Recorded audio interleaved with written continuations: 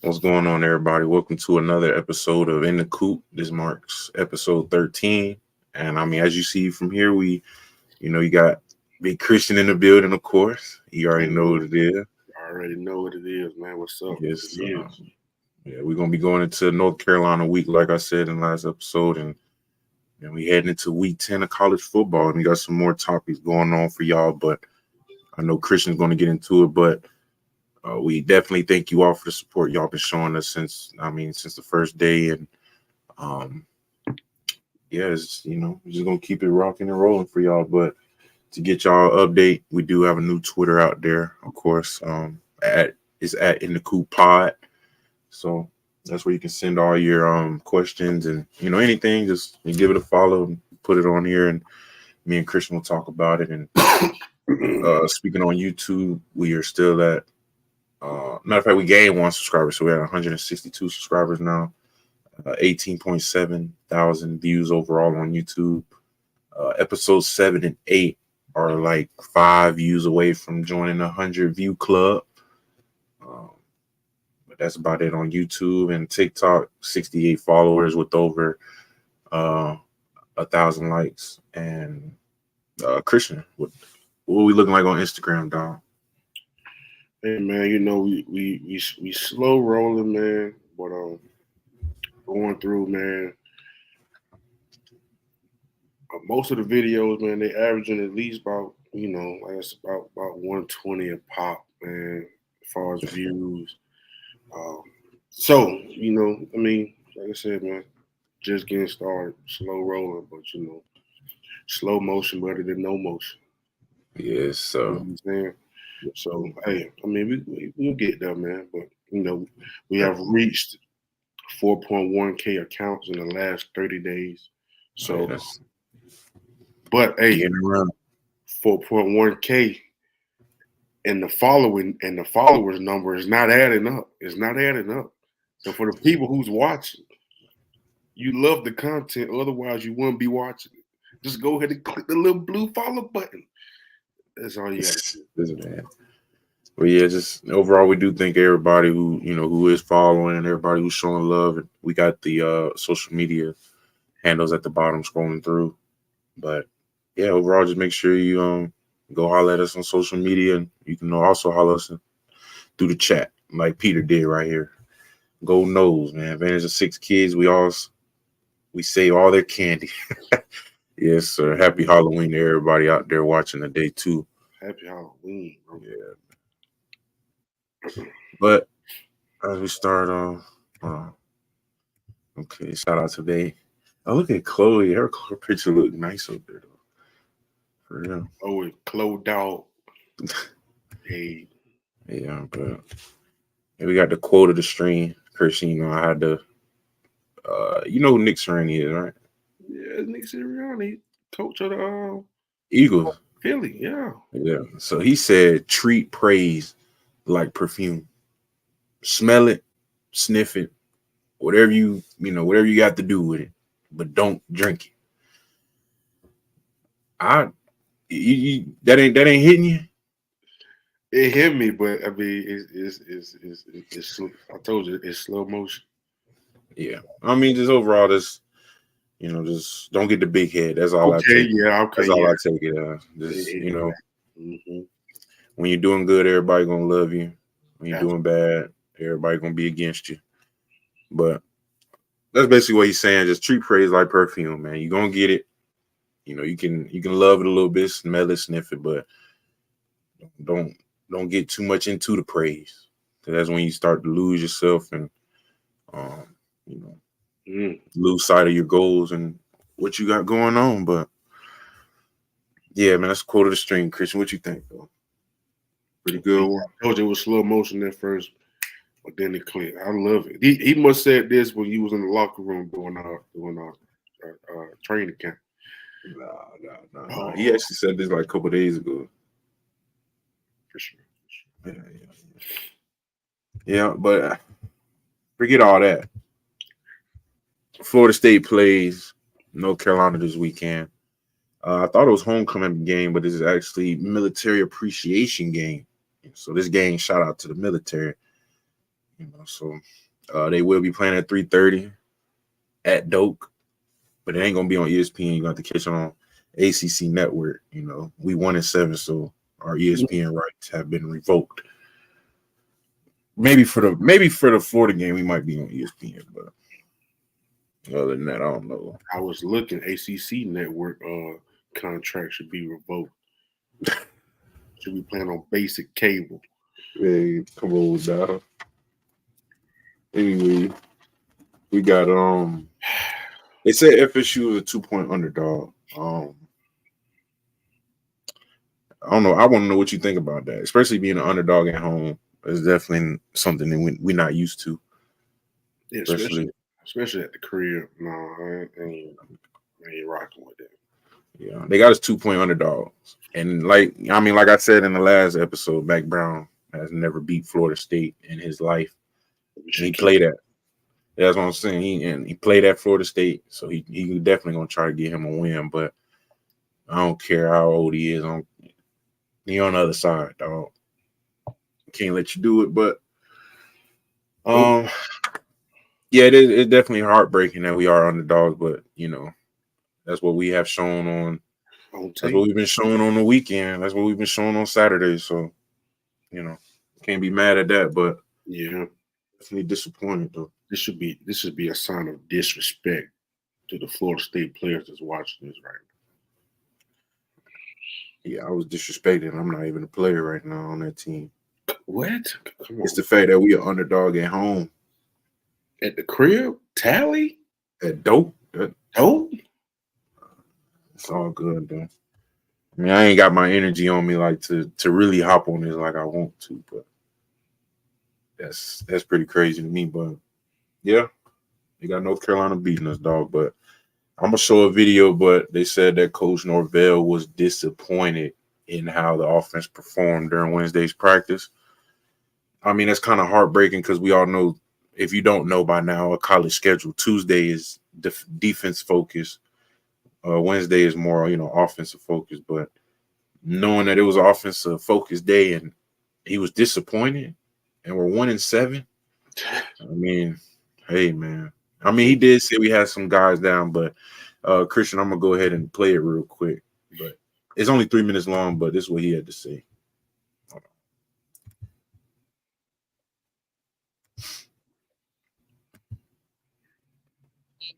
While Coop pulling the clip, a little bit of red zone work. I thought it was good energy. From the guys. I thought your defensive guys really flying around. Had some guys that were down today offensively. You had some guys that got opportunity, and have to make sure that we're capitalizing on those opportunities that you get. Everybody talks about wanting more, but when it's thrown there at you, you got to show you're ready for more. So I thought there were some areas we got to be cleaner and better there offensively. You should have those guys hopefully back, here next day or so. But it was. I thought we had some missed opportunities there. You're just in certain position groups. There on the offensive side of the ball, had some a solid response, but just not as consistent throughout what we needed. So go to work and keep getting better. How far is Jabril come? Jabril's definitely growing in a lot of different ways. The physical part of his development. We knew whenever he signed here, that was going to be a big part of it and a part of a process for him.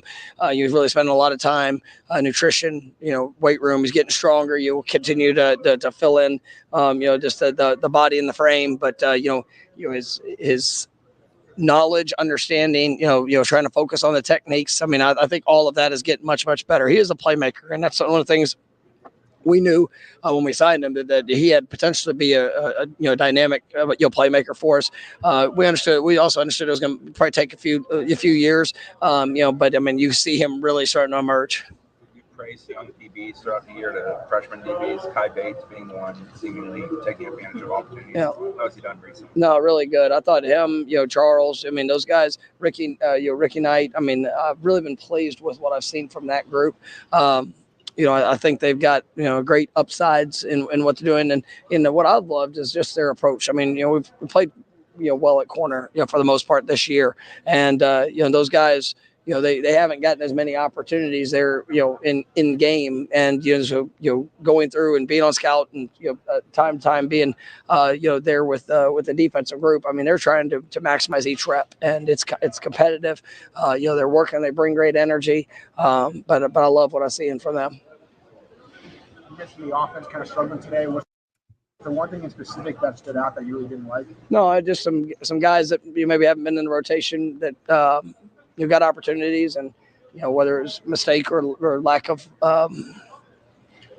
technique fundamentals in certain situations, it's got to be better. And it's there's some good moments or some things, but I want guys that when they get their shot at it, to go be ready for it.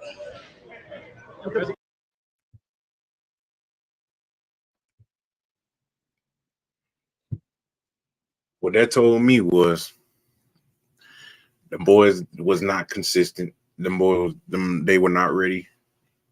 It was a lot of mess ups out there, which I would be disappointed too, especially if you've been watching and seeing what's been going on, and paying attention to meetings and looking at the older guys and all the mistakes that's going on.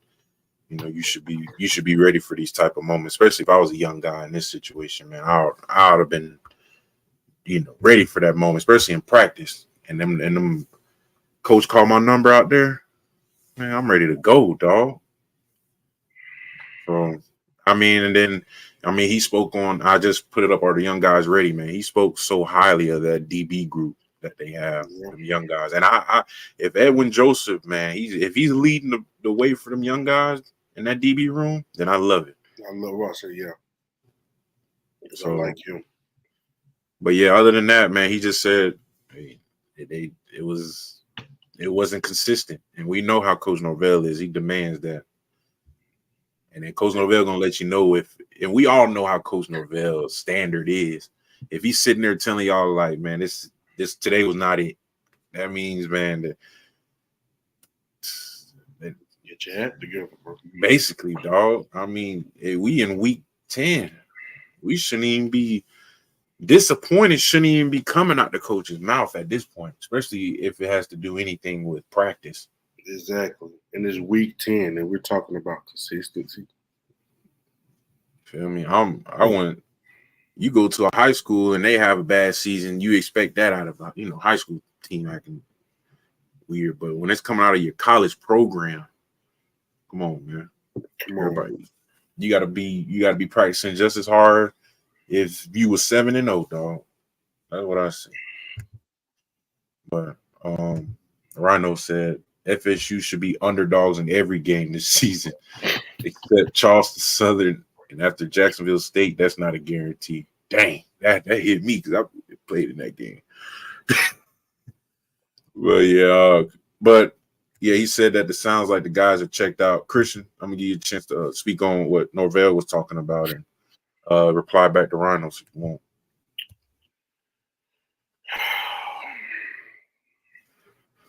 That was one of the main things. That's the only word that stood out to me. Consistency. Mm-hmm. It seems like the only thing we're consistent at is losing and getting our butt whooped on Saturdays. But, bro, like you said, bro, this is week 10. Why is the coach talking about why he's why is he talking about why he's disappointed? Like, why is he talking about consistency in week 10? It don't matter. We was 0-8, 1-7, 2-6. They like 7-0. Bro, That should never come out of a coach's mouth. Come on. Like if I was a player, I'm probably not even looking at the interviews or nothing, but I'm pretty sure Coach Norvell told him after practice, probably worse than what he told the media. Yep. Man, I couldn't even be comfortable with that, especially the leaders or the people who's aspiring to be the leader. Man, you can't allow that stuff to happen, man. And especially like, bro, I put it like this, bro. You try not to listen to the media and what people are saying, but bro, there's a chance that this man's job may be on the line, bro. Yeah. And The fact that y'all ain't really fighting for him, bro. The fact that he had to be disappointed in week 10, talking about consistency and where we need to improve. And we not improving in those areas. Come on, bro. Yeah, leaders got to lead at this point, dog. This is when you see where your true leaders are. You can say this with anything in life, relationships, just situations when things get ugly and things get bad. Where you going? What you gonna do, dog? We 1-7. This is an ugly season, dog. Come on. How you gonna do it? Peter said, guys better be checked in if they have any chance of going to the league. I mean, when I went back to Tallahassee, that's all I told them. And I hope, I'm not even gonna say hope. I know they listen, and I mean it's just up to them to apply it. Because I told them, man, once you get to the NFL, dog, it ain't no second, third, like it ain't none of them. Oh, we're gonna stay here, pat you on your back. Oh, it's okay, guys. I know they're gonna get you up out there and get the next man, and don't even shed a tear with you. That's what it is, around, bro. Hey, they know that Grim Reaper come around. That Grim Reaper don't love nobody. Hey, man. He gonna say, "Hey, GM want to come talk to you." Oh wait. That boy Bob. Oh, they right done did it. Okay. Peter said, "Watch my team this year. Be having me wanting to fight at work, and sometimes it looks like they have no care." I mean, hey, it's an ugly year for all of us, dog. I think I grew extra gray hair with all the stuff. Bro, That boy said he ready to fight at work. See, I can't even catch a break at work. As soon as I walk through, hey man, how about them Seminoles? I'm like, man, yo, get out of my face, bro. It's 7 in the morning. I will swing on you. That's real. Ain't nobody trying to hear that. But no, the one thing about me, I don't wear my Florida State gear all about it. Oh yeah, absolutely, proudly too. I'm gonna wear my Seminole gear. I'll tell you that, bro. Proudly. Mm-hmm. But yeah, shout out Peter, shout out Rhinos. Oh, and shout out Island Boy. He said he in the coop today. Hey, shout out to crew with an Island Boy. What's the name? Oh, we're gonna talk about South Carolina. I mean, not South Carolina, North Carolina's season so far as we're going into. Matter of fact, before we get into the opposition, I wanted to say some more about the young guy. Because I had wrote some guys who need to step up from in my position, young guys. Because this is, if ain't no better time, this is the time. So Hakeem Williams, I need him to show up. They said Lawayne McCoy finna get out there, receiver. Need him to get in there and do some things. Who else?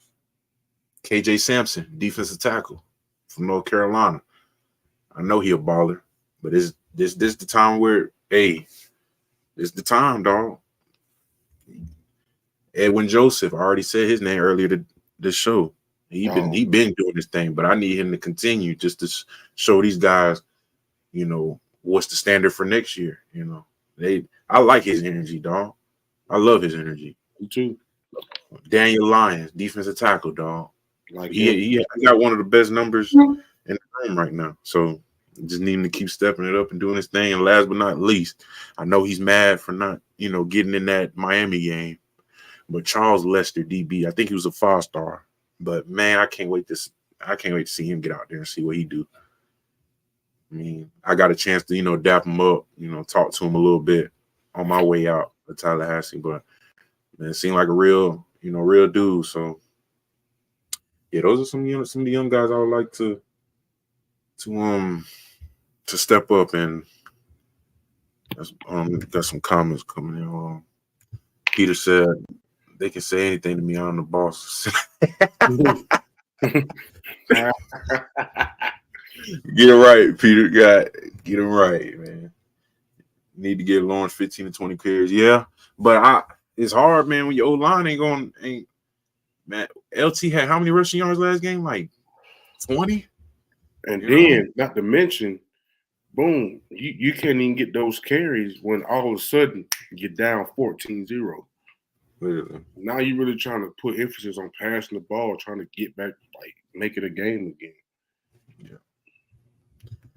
Thanks. But like we said, FSU is the underdog at home. They gave North Carolina the win percentage of 53.1% to win. What? While Florida State has 46.9% chance to win.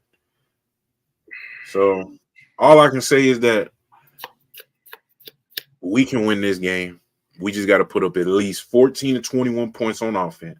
And I let the defense do the rest. Thank you, bro. That's it. And I promise you we can win. James Madison put up 70. James Madison put up 70. Yeah. We can't put up 20? Come on, bro. Okay. Island Boy said Omar got to be on that list. No, I said these are the guys that need to step up. See, Omar done stepped up last game, so I feel like I don't need this. Omar knows what it is now, so I think Omar going to continue to grow throughout this rest of the season because that Miami game showed me everything I needed to see about Omar. Because remember, a lot of people we were disappointed in Omar at first, but man, that Miami game, man, I think it was the game before that too. Just been improving ever since. And then he said, "What's the difference in talent between a 5-star and a 4-star?" None. Bro, it's none, bro. I mean, sometimes it depends, but yeah, because sometimes shoot, you can't. Trevor Lawrence was a 5-star. You can't compare him to one of them quarterbacks, and one of the top 20 quarterbacks in our class. So, I mean, sometimes I have to see the 5-star and the 4-star to tell you that. I have to see it because yes, there is a difference, but then no. So exactly, like bro, when I went to camp at Florida State, like that second session that I did, bro, I went against a Miami commit, bro, like 4-5-star. Mind you, I'm from a little old town called Montezuma, Georgia. Come on, man. We got about 2 stoplights of McDonald's and an off-brand Chinese spot. Like, come on, bro. Like, don't nobody know me. Like, I pulled up with some black forces. They already knew what it was.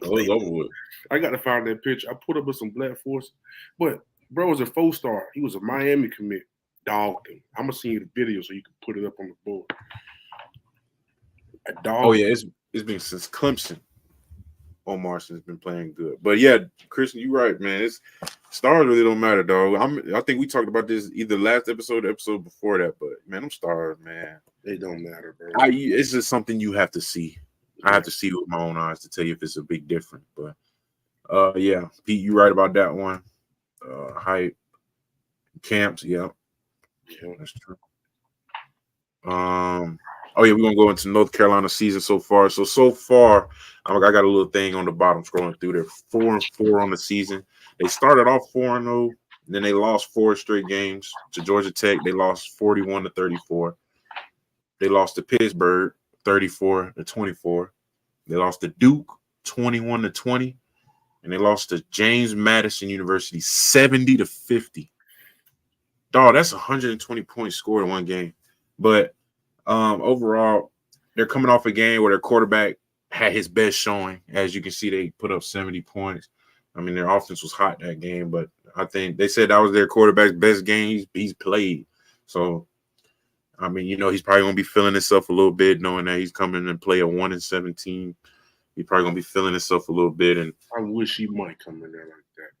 Yeah, he will. And this is the most points they scored in the game all season, as you all know. And the offense should be getting all the notes from the James Madison game. Our offensive coaches needs to look at nothing but that James Madison film because they allow 70 points, dog. I need to know how they get all those 70. Their defense must not be that good. But, I mean, other than that, man, North Carolina ain't been that special to me. I don't know about you, Christian, if you can say anything about North Carolina, but other than that, now I did put on that last note, their running back is their guy, dog. He's like the Cam Ward for Miami. Like, he's that guy. Other than that, I mean, nothing really surprises me about this team, but Yeah, that running back, Marion Hampton. Yeah, that boy, he's a big back too. He's like 6'1", 235. Yeah, that's a big back, but he 1,000-yard rusher. Got about 10 touchdowns on the season. Yeah, and he's projected one of the top running backs in the draft coming up. So we haven't stopped no running back yet, and it's the best running back we're going to play. So I am kind of nervous. But then again, we are talking about North Carolina. So, I mean, not much to really go off of. Anything you want to add on, Christian, about maybe anything you've seen on their season so far? No, like you said it, bro. They gave up 70 to James Madison. You allowed Duke to come back after you was up 20-0. Yeah. I say this is a win. This is a winnable game for us, man. I don't see why we're the underdog. Well, I can see why, but I mean, hey, I see why, but I don't. I mean, like, I don't agree with it. Yeah, but leading on, man, we got North Carolina's players to watch. I already went over one of them. I mean, that's their main guy. I got his stats right here at the bottom. 181 carries, 1,006 yards, 9 touchdowns. Their offensive line, I put that because obviously they have to be good if your running back is with the best player on the team. So yeah, I always said that about any team. If their running back is so good, that means their offensive line must be doing something spectacular. So I got their offensive line up there, and I also got their quarterback. You know, like I say, he's coming off a hot game. Completed 124 of his 217 passes, 57.1% completion percentage. Is that good to you, Christian? Because I remember last episode you got on me about that. Is his completion percentage good? 57.1%. No, that's terrible. That's terrible. Okay. So yeah, never mind. Let's cross him out of our players to watch. That's terrible. But 10 touchdowns, 3 interceptions. I guess he has good decision making. I mean, yeah. Say that. She said, so if we can't score 28 plus, we down bad. No, if we can't score more than 14, I guarantee we're losing this game. We got to put up 14 or 21. I mean, hey, if we put up more, that's a guaranteed win. But yeah. But anything you want to? Was there any players that he said? I think that's their third string quarterback. Oh no, man. Yeah. So basically, their running back is the only thing I'm worried about. I mean, I'm not on the James Madison hype train, but you gave up 70 points to James Madison, so I mean, I can't respect it. So, I mean, James Madison might be good. I mean, I don't care. They're not Florida State, so I mean, I don't. Yeah. But other than that, we got some Q&A going on. I got some questions that pulled from YouTube and Twitter, and also if you got any questions in the chat or anything you want to talk about, go ahead, post it up. We'll get to it and pop it up here and talk about it. But first, we got Ken Shaw on YouTube commented. He said, "What's Norvell like as a coach?" Basically saying, how could this season go so horribly wrong? Is it his coaching style? To be honest, Norvell is like, he's like a coach you would want. Like if you had a son, you would want your son to be coached by this type of coach. Like this is real deal because he's one of those coaches that, I mean, he affects you on and off the field. Like you got some coaches who only care what you do on the football field. They could care less what you do outside of the football field. You got some coaches who care so much what you do off the field. They don't really, I mean, they're there for the practices and stuff, but it kind of feels like they're not. But Norvell is there he's there on both ends, pushing you to the absolute max. He's gonna push you on make sure you're in class, make sure you're doing your work, make sure like every possible thing that you could, like, I mean, that's just basically, he's just basically the type of coach that you would want. I mean, that's old school. I mean, all the players can gravitate towards him, and he demands that type of respect, and he definitely sets down the standard real good for everybody that comes, players, staff, anybody. But how the season could go horribly so wrong, just bringing the wrong people in. Man, nobody knows how much it affects a program when you bring the wrong people in. So, I mean, as soon as I seen that tweet where they said that there was transfers coming in teaching us winning culture, I knew this was going south. I knew it. Man, come on, bro. But yeah, Christian, you want to say anything about this? How could this season go so wrong with a coach like Norvell? That just goes back to what we've been saying the past 2-3 episodes. Recruit. Now, me personally, and this is my own personal opinion, I feel like Norvell lived so much in that transfer portal. He didn't take the time to fully develop the recruits that was coming in from the high school level. Yeah. That's just me. That's me personally. Because more than likely, like, boom, so you bring that transfer in, I mean, you more than likely you're looking to play him right away. You know what I'm saying? And that it just boiled down to recruiting. Like, you bringing the right people in, bro. Like, bringing people in who's for Florida State, who's for the culture. Like, if they not for it, bro, like you said, bro, having some bad apples in your program can bring the whole thing down. So you need to weed them out, add some fresh seeds, aka recruits, and bro, just plant them, harvest them, let them grow, bro. Yeah, he said Fuller need to blitz that quarterback. That's one thing I wanted to say Tuesday? We need to blitz more, bro. Well, we gotta do the first. You gotta do the basics first. Good gracious, you gotta work to it. But Peter said word is out there that Keon told receiver commits that Dugans can't develop receiver. If so, wow. If that's the word, then I told you about bringing them. Transfer came in for 1 year and destroyed our recruiting process already. He's only here for 1 year. And now he's telling I don't believe it. I could. Oh. But I could see it because, I mean, he really don't have no real loyalty to the program. He's only been here for a couple months. You know what I mean? So, yeah. Rhino said Kelvin Benjamin or Johnny Wilson. Give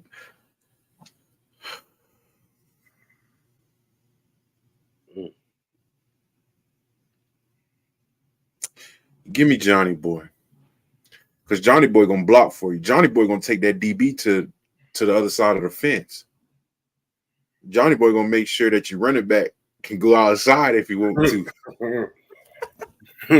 Not to mention he's 6'8". And his arm, man, people say like Johnny's a long person, right? We was doing wingspan tests one day. Man, he put his arms out to the side, dog. I could have sworn if he did this, he could have just started flying, dog. Dog, his arms was so long, bro. I was like, good gracious, man. Hey, bro. And you know, for some people, your wingspan is taller than your height. So they don't tell he really might be one of them. Yeah. More than play. Man, he could sign a 10-day contract with the Orlando Magic if he wants to. Yeah. Chicago Bulls. Shoot. But yeah, give me Johnny Boy. Give me Johnny Boy. Yeah. This is Jessica, my sister. Shout out, Jessica. Matter of fact, I know that's Jessica. Shout out to you, Jessica. Gotta have a good nucleus of players, those that buy in and want to play for each other. I mean, I've been preaching. Because if you ain't got that, especially in the portal, man, it's just these kids nowadays, man. You just got to find the right ones. And I was talking to Coach Odell when I was there. Just you got to, with how kids' mindsets are now, man, it's hard to, get the good ones with the right mindsets now. Because I remember I'm going through these high schools now, man. And I thought it was bad in college. how these mindsets were, man. These folks, well, I ain't gonna speak, on your high school, but I'm talking about up here in Gwinnett, man. Well, they think they got it, boy. They in there for a rude awakening. Hey, bro, it ain't no different. Gwinnett, Macon County, 6'8", 1'8", it don't matter. They like, bro. I'm like, come on, bro. And you ain't did nothing to show that you got it. Literally. Okay. It said Birdman blocking from the bench. No, really though. Like that man, Johnny Boy, man, he's a receiver's dream. I'll tell you that. Wait, 13. 13. Wait a minute. Is that Benjamin? No, Johnny wasn't 13. He probably was 13. He probably talking about Benjamin. Oh yeah, probably. I know he gonna clarify it in a minute. But next question was from 904 No on Twitter. He said, if you were Coach Norvell, who would you bring in as offensive coordinator?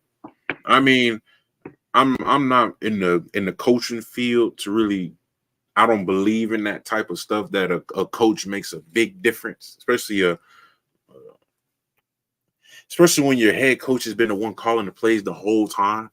I mean, it can't be that big of a difference. I mean, I just say let Norvell keep doing his thing, and obviously get the players that you need to be able to make this offense run smoothly. You did it last year. Don't tell me you can't do it again.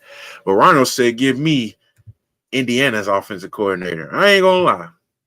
If he's an option, dude, I'll take it. Man, come on.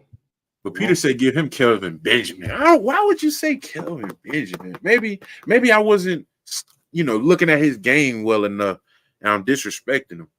But Johnny's 6. Listen to this, Peter. 6'9", about 230. He's blocking the better than your offensive guard. Okay, he might have a little catching issue, maybe here and there. Oh my goodness. But it's still a great target. Like let's not forget the man is 6'9" with the wingspan of an 8-foot person. I'll keep him in the game. I don't care I'll keep him in the game. Hey, shout out to Kelvin Benjamin though, but I gotta go with Johnny Boy, man. Hey, put him. I don't think Kelvin Benjamin was blocking like Johnny Boy. I got a little scenario for you. You were talking about Brock in the Duke game. He threw a pick. He lost a fumble. He threw a pick 6. So with a Johnny Boy, got a tip pass for a pick 6, a drop touchdown, and a fumble. Take it back to the crib in the pass in the first 3 drives. Yeah, you gonna keep him on the field? Heck yeah. What? You can't. You don't run across these type of receivers these days. You don't run across no receiver like that who's willing to, man. Shout out Johnny Boy. I like Johnny, bro. For real. I just had to. But Peter said we need to do like UGA. They take 10 to 12 D line every year. Man, switch D line and O line. We need to take 10 to 12 offensive linemen every year. I was just going to say, oh, God, I was just going to say, oh, my God. Oh, he hit us with this one. He said this is why he takes Kelvin Benjamin. He made the biggest catch of 20. Okay. He did. I can't even take it from you. But we're talking about if you would take any player. I can't. Like, Johnny Boy, man. So what if Kelvin Benjamin was 6'9"? Now then it comes to blocking. I don't know if Kelvin Benjamin was a. So you don't care about your receivers blocking? If you look at film, think about it though, bro. This is 2013. There was an emphasis on blocking back then, bro. There was an emphasis. Until I see difference. Not to mention, man, Rick Trickett was your coach. Oh, man, you already know Trickett go. Man, you know Trickett was dissing out some gems, bro. Yeah. Bro. Hey, man, the greatest receivers learn how to block from the offensive line coach. If you're a receiver watching this, I advise you to go get some pointers. It may take you from a 3 to a 4 star. It may take you from a 4 to a 5 star. It may take You get the idea. Go ahead. Yeah. But I said he changed. I guess he takes Johnny Boy, but he said Kelvin Benjamin was 6'5", but man, Johnny Boy was he's the average size of your NBA power forward. Small forward. No, Man, he's the really same about. size as the man, the same height as Jason Tatum. People say he's 6'9". I think he over 6'9", though. I don't care what nobody say, dog. He over 6'9". Heck yeah. You got to count. I count the hair. I thought you were talking about what's his name? Tatum. No, Man, I don't trust no basketball height, man. Them folks. KD say he's 6'8". Man, you know that boy's 7 foot. Come on, man. I don't trust no NBA player. Bro. If you believe that, bro, I knew I ain't believe that. Man, he was standing beside Shaq. They would look eye to eye. I said, man, Shaq's 7 foot, 6'11". Boy, come on, bro. Well, our last question, unless we get another one from the chat, Toxic Nola on Twitter said Norvell should give up play calling and give the team what it needs. Basically, a new offensive coordinator. I guess this is I want to say UNLV, Nevada, Las Vegas offensive coordinator, but he said this is one of the OCs we should bring in. I mean, the chat, does anybody know about Brennan Marion? But I mean, I'll still stick with what I said before, man. Norvell keep doing what he's doing. He's the offensive coordinator at Texas. Oh, bring him! I would sign him today. I would sign him today. I'm telling the president to make a contract within the next 2 hours. I need him to sign it before 11:59, like a paper due in one of your classes. Hey man. Oh, before 11:59, I'm dead. Hey, come on, bro. Hey, I need that. I'm gonna fly out and take it to him myself personally. Well, I guess we got somebody who agrees with you, Toxic. No, I didn't know much about this Brendan Marion guy, but bro, hey, put it like this, bro. Go watch a couple of. You got YouTube TV? I'm about to say, bro, go watch a couple of them Texas games, bro, and just watch how this man call plays. Okay, you'll want to bring him in too. He said he from UN. Oh, he already worked under Mike before. Oh, that's even better. Bring him back. What? You mean to tell Mike you let him go to Texas? Mike, what are you doing? Hey, man, I don't care what nobody say. Man, we can finish 1-11. I'm keeping the same coaching staff. I'm going to bring him in. Norvell, you stick to being the head coach. Let this man call the offensive plays. Atkins, you go develop the offensive line and let's run it back. I don't think Fuller's a bad coach. You keep Fuller. Me personally, I'll tell them, hey, man, throw some 3-4 in there, bro. People going to run on that nickel. They're going to run on that nickel, man. Bring you about two defensive tackles in. That's about 350 plus. Put them 350. Put them in the middle. Let them eat up some blocks. Get you some linebackers that's gonna come downhill and recruit better on the offensive line. I promise you, we'll be in the CFP next year. Yeah. I just gave you the recipe of success. Hold on, that boy Rhino said Texas pays 6 figures to the offensive line. Well, hey, hopefully we need to take some notes. Bro, have you seen, bro? Break the bag on them. Put it like this, bro. We haven't been winning. There's no revenue coming in. So there is no bag, huh? So they're spending that on light bill and the extra seats that need to put in the stadium. But no, we got predictions for the FSU and UNC game. My prediction is that I don't know prediction. Oh, I said it's gonna be a close game.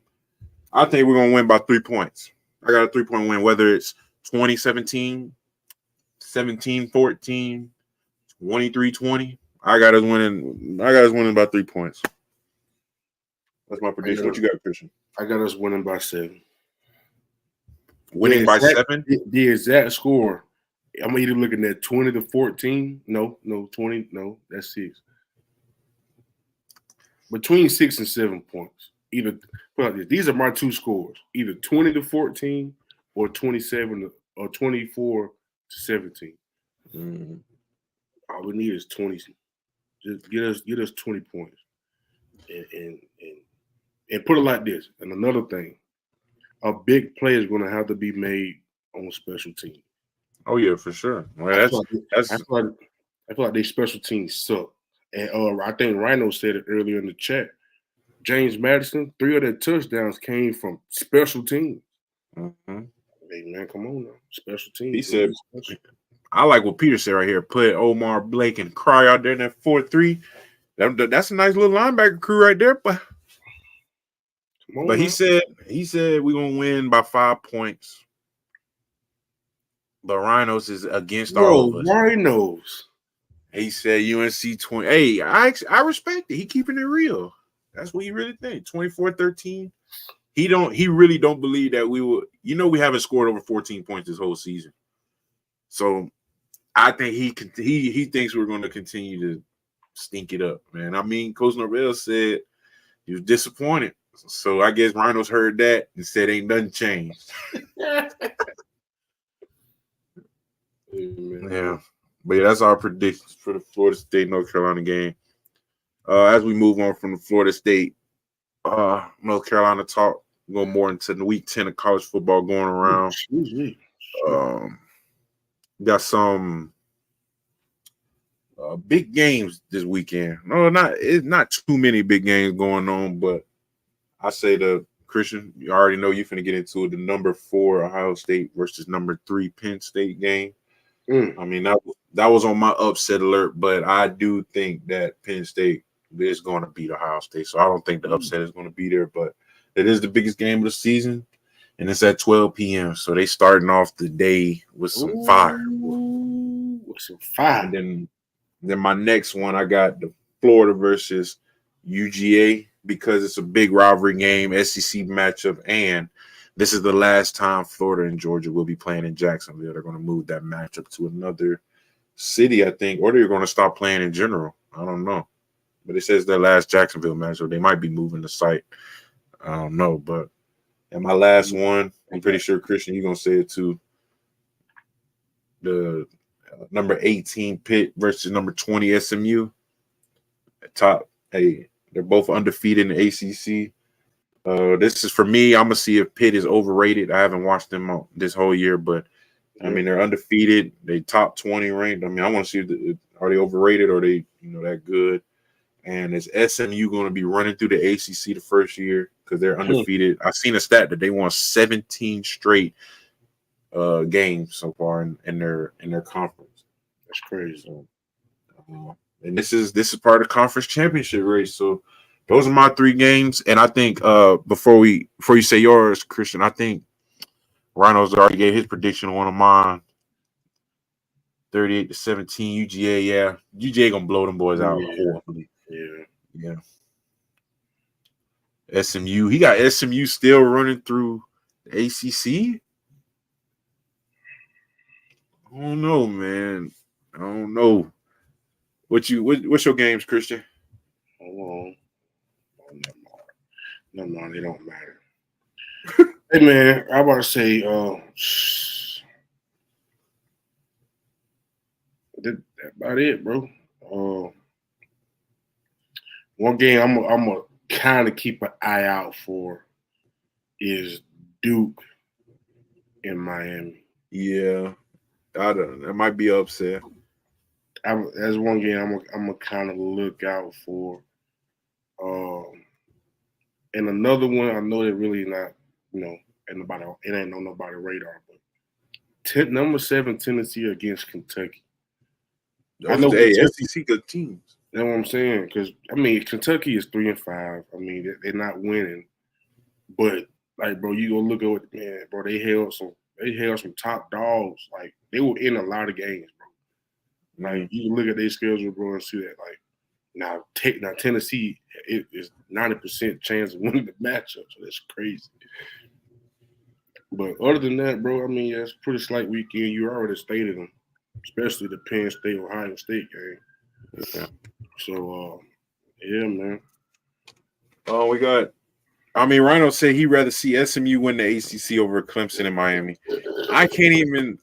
Much as I would hate to say that SMU came to the ACC and ran through us in his first year. I agree with you, Rhinos. I ain't gonna lie. I'd rather see SMU winning than them two. Southern Methodist. I'm with you, dog. I don't know if I can handle Miami or Clemson winning it. I can't handle that. That wouldn't even sit right with me. None of this will sit right with me. Clemson or Miami winning, with the fact that SMU first year in the ACC, they just came and just ran roughshod against everybody. Literally, I'm not okay with any of it.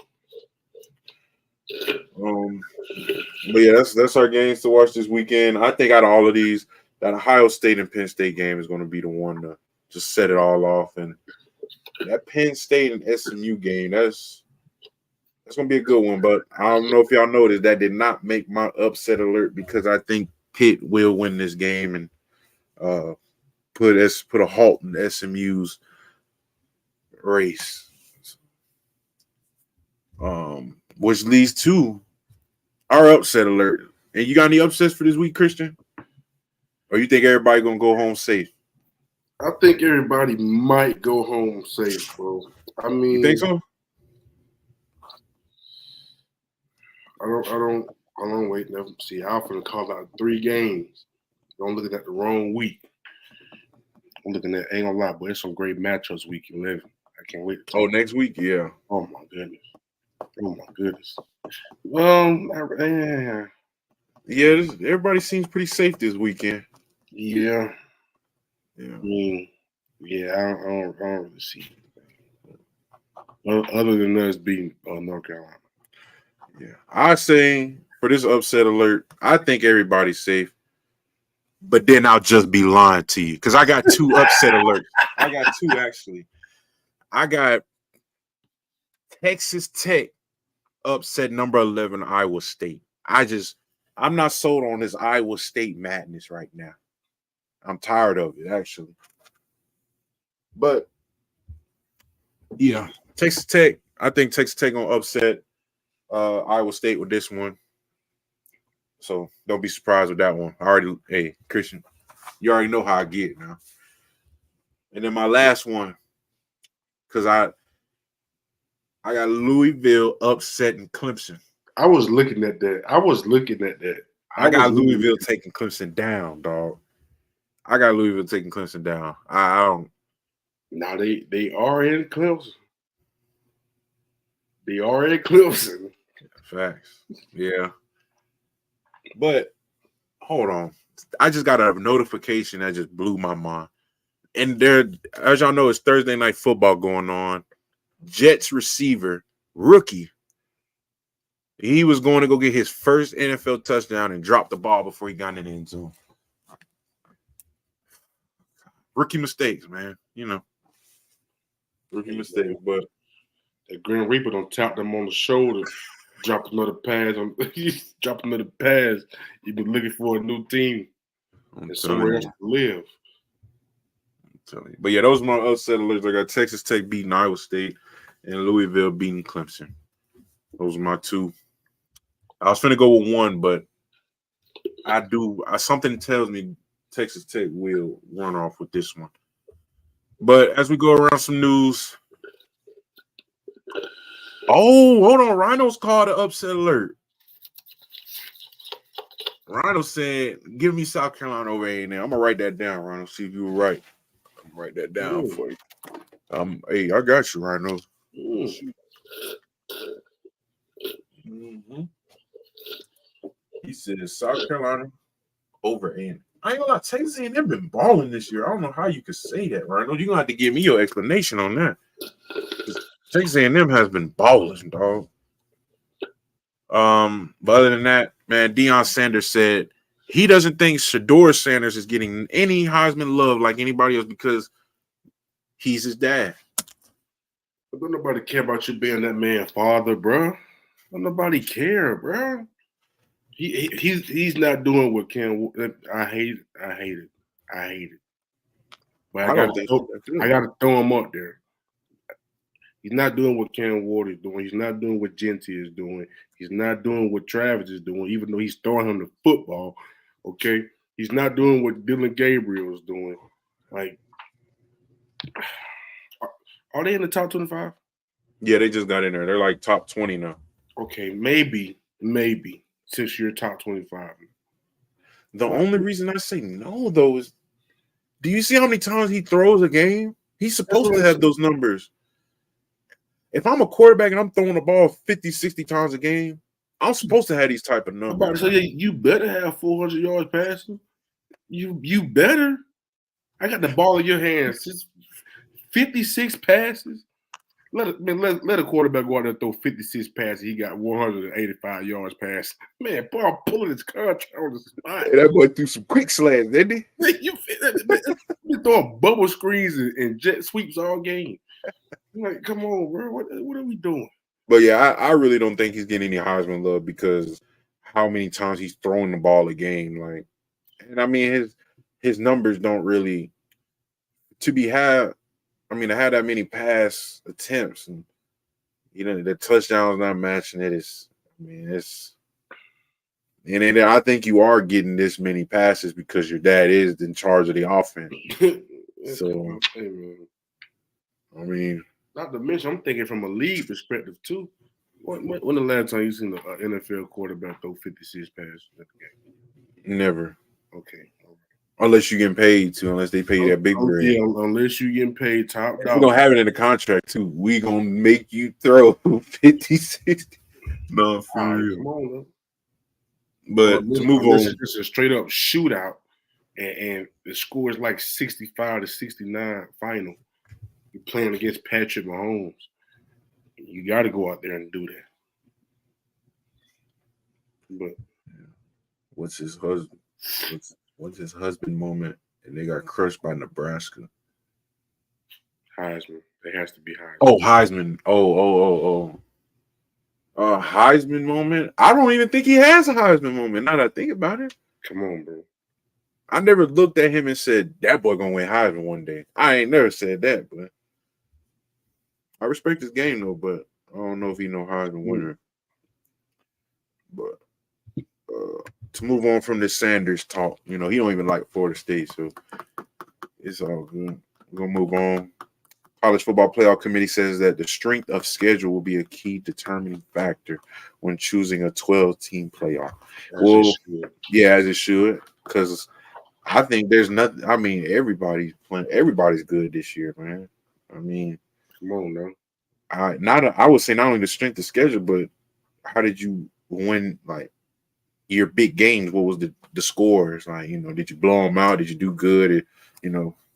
When they played this team, how did you do when you played that same team? That type of stuff. But because strength of schedule, it's kind of hard to do that because everybody's good, dog. Yeah, everybody's good. Like, that's just what it is. So I know determining the SEC strength of schedule is going to be crazy. Yeah, it's all good though. But anything you want? Oh, you already anything you want to say about this? Good. As it should. Yeah. Shout out to Jack Tuttle, man. He has retired from football after suffering his 5th concussion, man. I just wanted to make this quick. I seen it, and just give a little quick shout out to him, and hope everything goes well, especially after ball, and hope you get your feet settled somewhere and recover well, dog. Yeah, bro. Yeah, man. Shout out. I hate to see it, man. Yeah, dog. I also said this will be in November to remember. I say this because it's so much stuff. You got 4 teams in the ACC undefeated, and we're dangling toward the end of the season. So that's going to be a mix-up. You got a mix of all different conferences through the top 25. You see all type of teams through there. So I think these last 3 to 4 games are the most crucial game in everybody's season, dog, except ours. Last few games could shake a lot of things up in this playoff.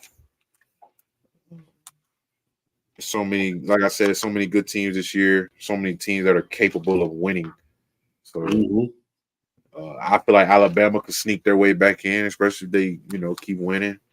Because all the people that counted them out after they kept losing, they might come back hungry, sneak their way in there. But I will say at the end, man, the selection committee will have a lot of work to do. What you think, Christian, dog? A lot of work, bro. Hey man, these last couple games finna be crude. These rivalry games finna be real deal nasty. Oh yeah, shoot, yeah, man. Hey man, let them play. If they get chippy, dang it, it's chippy for a reason. Like, and it's for a great reason. It's a chance to go to college football player. That rivalry game and that conference championship games are going to those 2 weeks. Oh, we finna be turning up in the Coop, man. Man, crazy. Come on now, come on, bro. Yeah, like, but yeah, man. But yeah, that's pretty much all we got. And that just brings more excitement because now you like, now you like, okay, where's this really gonna go? Like, is Iowa State really gonna make the CLP? Like, will NUFB make a bowl game? like, come on, like, I said UFB, but we locked in with UFB now, man. Yeah, man. I gotta find out the name of that school. Yeah, type in NUFB. While you doing that, that's all we got for week 10. I mean, it is pretty much a dead week this week. I mean, next week is gonna be popping. You know, week 11, we got a lot of great games and a lot of great matchups going on, especially Florida State. I think we play Notre Dame, top 10 team next week, so that should be interesting. But you know, focus on the first one first. We got North Carolina, but we know it's Thursday, Christian, so you know what that means, dog. Bro, NUFB is Northwestern. Wait, what? What does NUFB stand for? Bro, I typed in NUFB college football, right? Mom said Northwestern Athletics. What is it, Northwestern University? I probably Northwestern University. Oh, dang. Hey, we've been talking trash about you. Yeah, we was talking about Northwestern this whole time. All right, so hold on, wait, before we talk that talk, Coop, I got to see what Elon stands for. Elon University. What you mean? Oh, that's Elon University? Mm-hmm. It should be like maroon and gold. Oh, yeah. It's a private, non-profit. Talking that talk already. Hey, man. Got an 83% graduation rate. Hey, get your graduates up. And go to Elon. ICDC. College. Hey. Let's go, bro. Yeah, man, we talking that talk on this fine Thursday night. First thing we're gonna start off like father, like son. I mean, I don't know if y'all noticed, but Bronny records his first NBA regular season points in their loss against Cleveland last night. I mean, to me, that was pretty, dog. I mean, to have a full circle moment, to have your son play his first game where you started off at, dog. I mean, score like similar like to the way that you did. Yeah, that's tough. That's really tough. That's a tough moment. That's really tough. That's really a tough moment. Oh God. And Cleveland let them take the net. Oh yeah, and they gave him like some little welcome posters when they came in, trying to soften them up. It's all good, but this is why we're here talking that talk.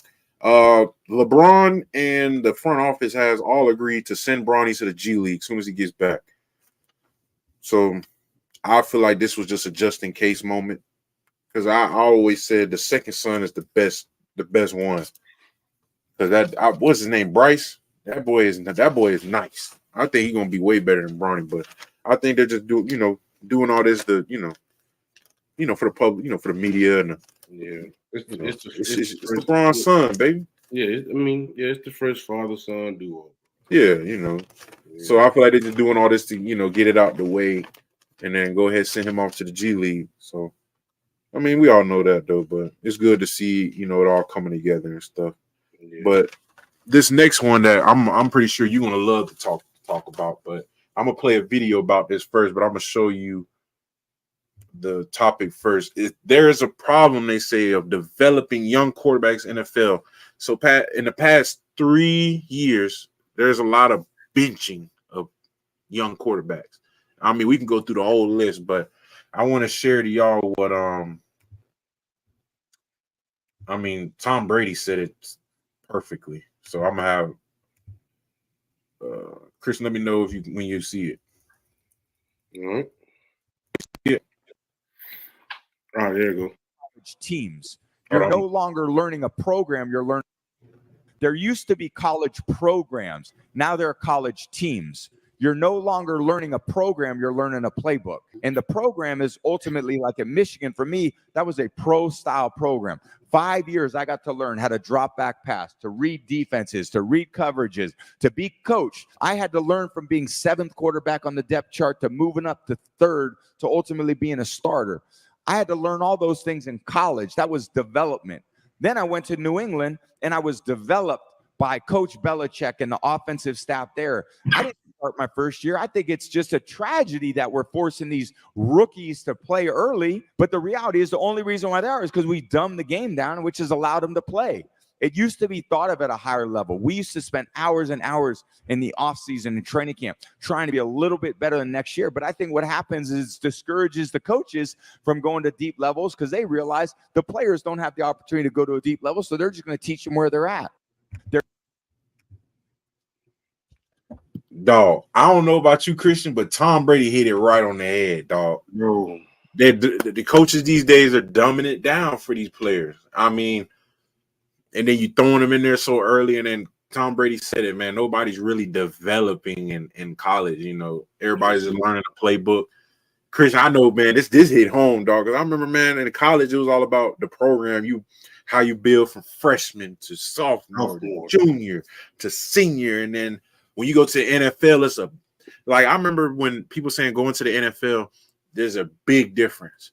Yeah. When I went to the NFL, there is no big difference. Like, the guys are treating it the same. I'm not speaking for everybody, but guys kind of treated the same way as in college. Like Tom said, them boys was like, you already know, back in the day when we was kids, Christian, the NFL was a different game. Like, you could tell it was a big difference. So, like Tom Brady said, them boys was watching film all season, trying to find new ways to get better. Man, what are NFL players doing now in off season? They going, they vibe, but they going to somewhere like Albuquerque, New Mexico, and running routes on there with their friends from a different team. Yeah, and then all that reminded me of was the Hard Knocks of the Ravens when Ed Reed and Ray Lewis and all them boys were there. Yeah, them boys was going at it. Like, that is real deal. Mm-hmm. But I feel like, what the problem with quarterbacks in the NFL is, I mean, Tom Brady couldn't have said any better, man. You dumbing it down. I mean, you can't really. You spend so much money on a quarterback, you got to play him. I mean, and then as you can see now, you can kind of see the NFL to where they're not, building up on it. They just gonna take the offense you ran in college. And you see, that's what they did with Lamar. They ain't know how to really do it. They ain't really know what to do. Lamar, they said, we're going to take that offense you ran in college and kind of mix it in with this Ravens stuff. Because, I mean, that's just what it is. Now, some quarterbacks can't take it. Some can. And then, I don't know if you noticed, Christian, I'm going to say this for you go. The scouts have now said to all college athletes, well, mainly college quarterbacks, that if you have not started at quarterback for more than 2 years, don't come out. And I like that. That's a great adjustment. Hey, and that ties into what I was just going to say. Bro, one of those benching that I was really not curious about, but that I heard a lot about was the Anthony Richardson one. Yeah. And you got to remember, for those of you who, who follow Florida or whoever liked them or whatever, Anthony Richardson only played really 1 year at quarterback, and now all out, and now just because he could throw a deep ball at the pro day, oh, he's good, he's great, yeah, he's great. But like I said, but the man only played quarterback for a year. Now you're gonna take this man from quarterback for 1 year in college football. Let's throw him on here with the big dogs and make him our franchise player. And make him the franchise guy. You know what I'm saying? And I'm like, bro, you can that developing part. That's key, especially for somebody like that. And I'm glad the scouts made that adjustment because, Man, he put like this, bro. It teaches I you. ain't knocking nobody's journey, but he ain't had no business coming out with just 1 year of playing. Come on now. I feel like with 2+ years, it teaches the quarterback everything you need to know before you get to the NFL. So, because a lot of quarterbacks get shell shocked when they get to the NFL. So when Scout's doing that, you got those 2+ years of starting experience. So therefore, you've been through the ups, you've been through the great games, you've been through the bad stuff. You got everything that you should have before you get to the NFL with those 2+ years of starting experience. So I do love that new thing with the quarterbacks coming out of college. Bryce Young, man, I feel sorry for him, though, because all these quarterbacks who's getting benched could have stayed in college one more year and probably could have came out even better. But yeah, oh man, but Christian, we gotta talk that talk, man. Did we already talk about this? No, I think it was the Heritage jersey. Yeah, that's what it was. So, bro, Florida State has been getting all type of negative stuff, man. People absolutely hate these new black jerseys, but I'm gonna show you, Christian. I want to see what you think. What do you think about Florida State's basketball new jerseys? Here we go, right here.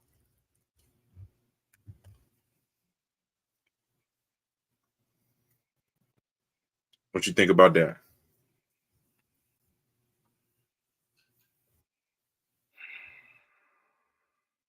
You see the first comment, it said nope.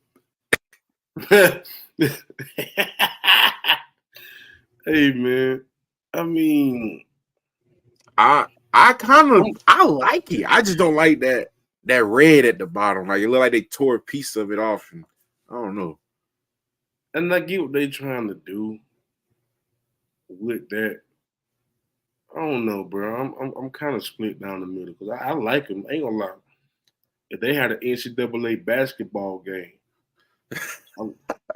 I might rock those. Like I might rock those. But I don't know. I don't know how to feel about it. 6. I'll give it a 6. A 6. Maybe what would you do differently? I'll just make it all black. And then if you want to do that little the little effect on the shorts, I would have did it on the jersey too. Just don't do it on just the shorts. Yeah. Do it on the jersey too. Or I mean, man, if I would have took a page out of the college football. Man, you know how I on the football jerseys you got the gold and the little tribal thing right here. Yeah. I don't know. Man. They all right, but I mean, I feel like they could have did better with it. You know.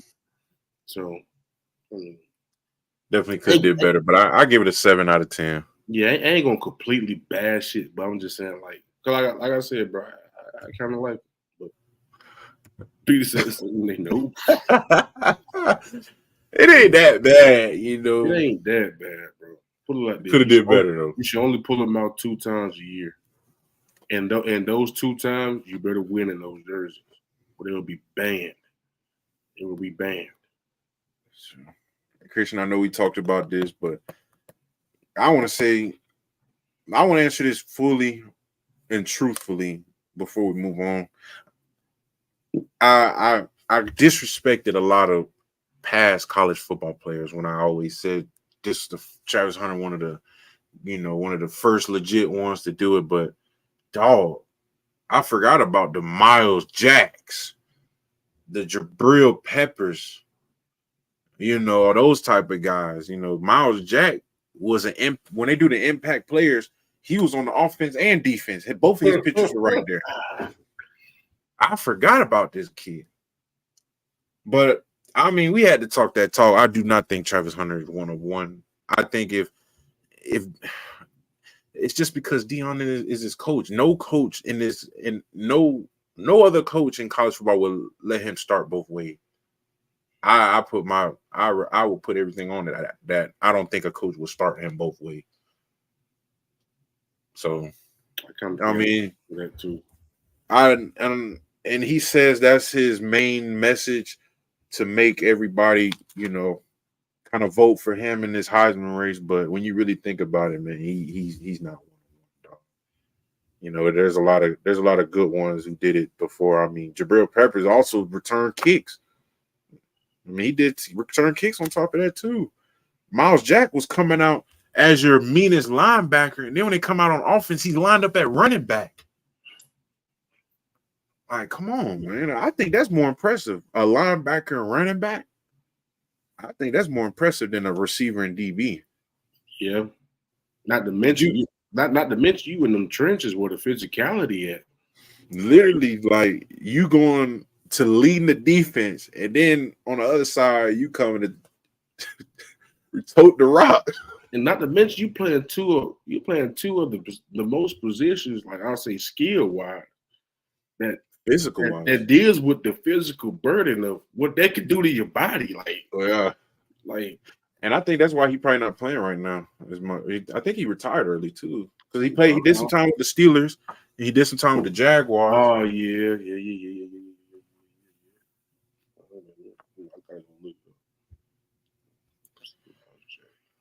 But to keep it all going, y'all, I think our last. He's a free agent.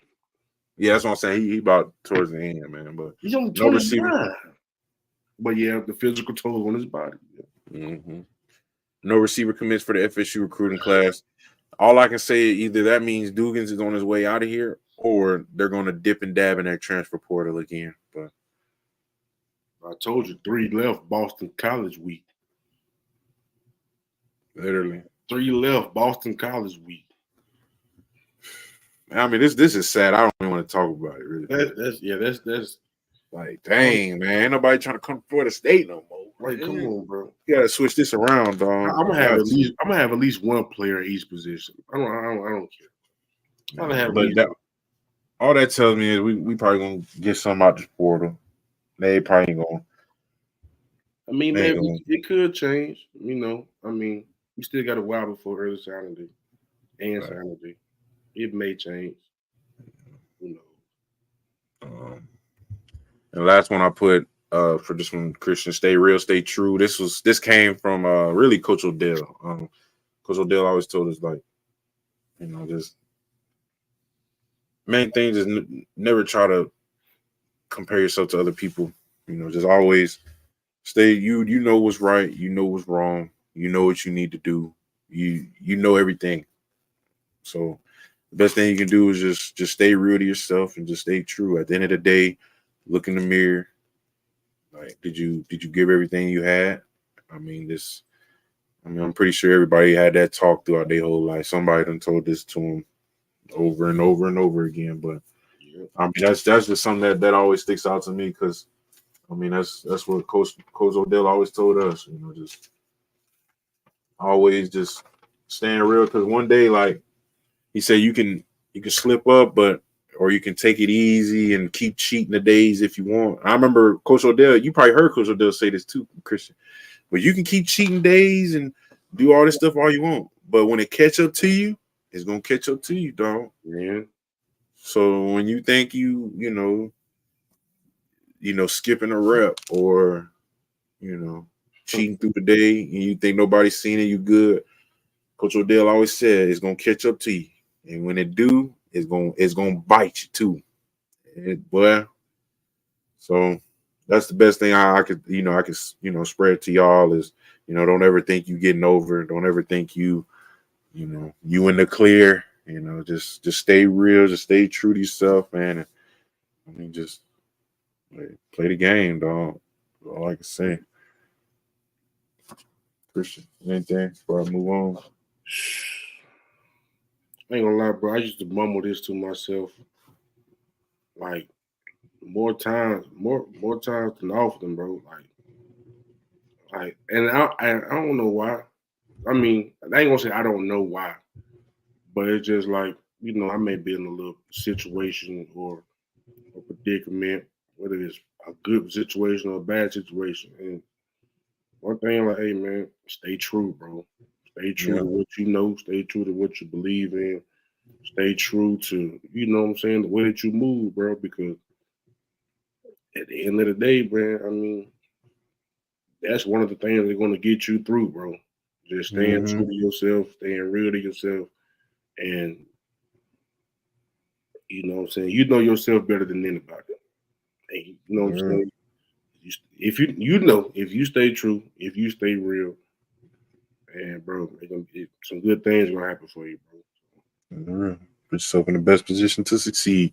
That's it, bro. Peter said they're trying to flip a UCF 4-star commit and a Florida 3-star commit at receiver. Now, I ain't gonna lie, bro. I know we said these stars don't matter. I don't want no 3-star. I don't want no 3-star, bro. I ain't gonna lie. I ain't gonna feel like this, bro. Some of them 3 stars, like you bad, like bro, like somebody probably felt bad for you. They want to give you a star just to how hard you've been like going to every camp. Like, bro, God, we see this kid everywhere. Just give him a star, man. he's at every MVP camp. He been to the night opening in 3 states. Like literally. But you know, we done talk that talk. Now we gotta end the show, y'all, with the segment of Would You Rather. We got about quick 4 Would You Rather questions from my dog Christian. I might, hop in a little. I'm asking. All right, first one. I mean, y'all can answer in the chat too, because I'm looking at y'all. I'm looking at the answers. First one, Christian, would you rather live without clocks or live without mirrors?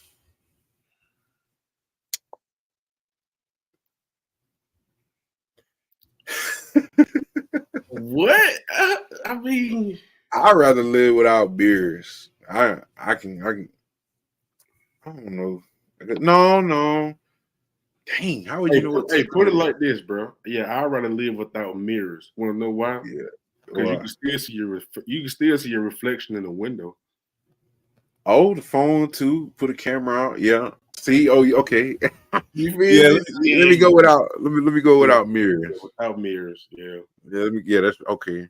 Without mirrors. Okay.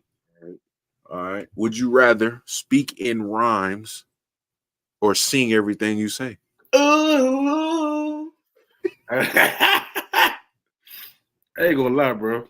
I'll do any one of these. Man, I'd rather speak in rhymes. Hey, I could do any one of. If I could sing, I would pick sing everything you say.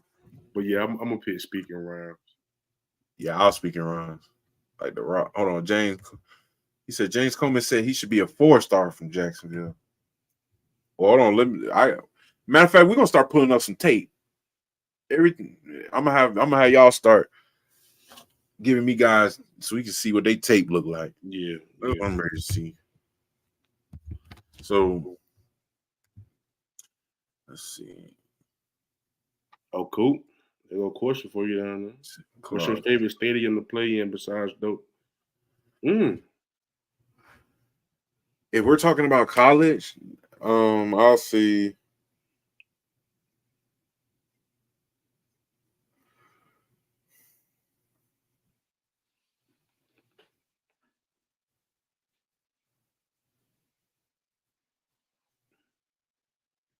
I ain't gonna lie.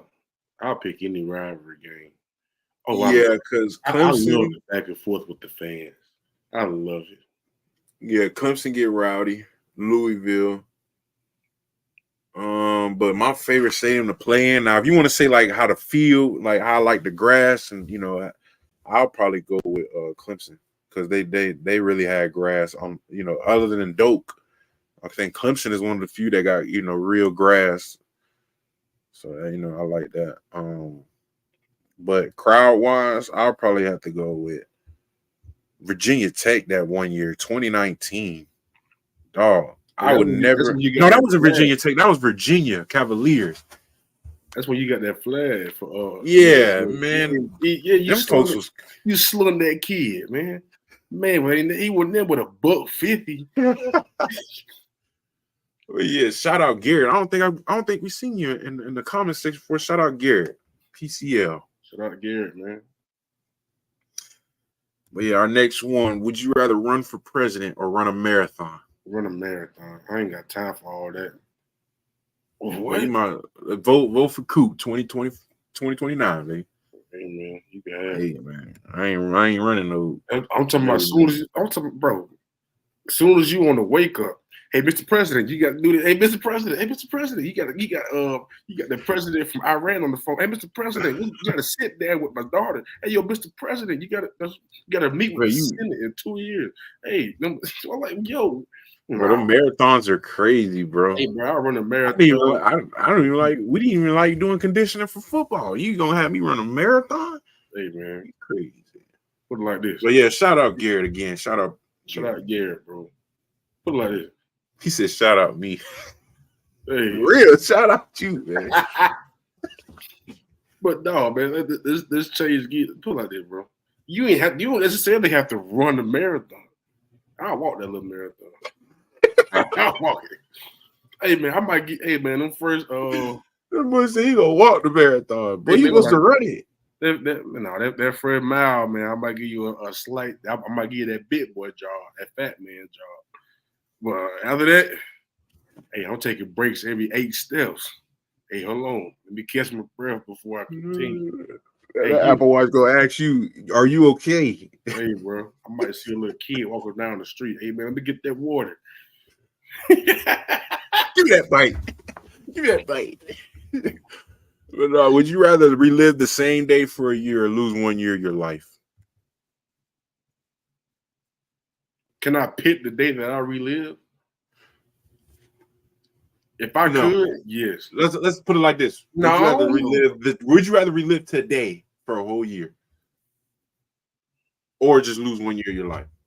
I can relive today. I think I had a pretty good day today. You know what I'm saying? Took my baby out. I mean, if we went trick-or-treating today, you know, got her out. Had a little Alice in Wonderland suit on.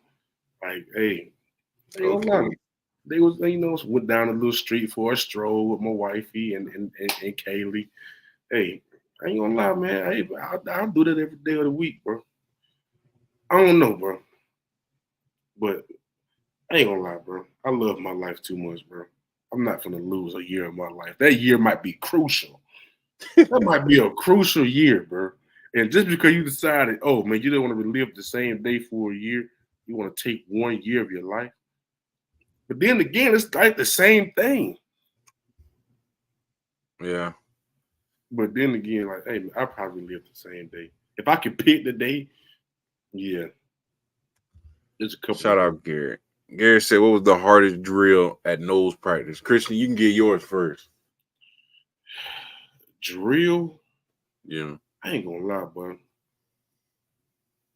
I feel like we might have the same every one. tour duty drill had me about to pass out. Because there's no break. As soon as you're done, you got to get ready because everything is rapid fire. Probably the mats. I ain't really do mat drills. You probably that boy. I got 2 for you, Garrett. One, Insanity when Coach Taggart was here. Oh my God. That by far you had the ball is automatically spotted. So no matter where the play ended, you're running at least 20. So you're running 5 plays as fast as you can. And it's the first thing of practice. So everybody, like, we didn't stretch for real. Like, man, but yeah, that was a hard one. And then the second one is, I would say what Christian said, the mat drills, man, because there was no breaks. You couldn't bend over. Don't put your hands on. Don't do this. Don't do this. Don't do this.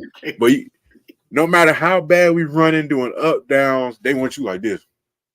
I'm talking about standing at attention like a soldier. Like, bro, as soon as your hand get on your hip, that's another rep. It's another rep. Tour duty basically gave me a lot of my mental toughness, dog. Yeah, because there was so many times, man, that tour duty would break you, dog. At 5 in the morning, 6. Y'all don't understand. Like, imagine like you giving all you got.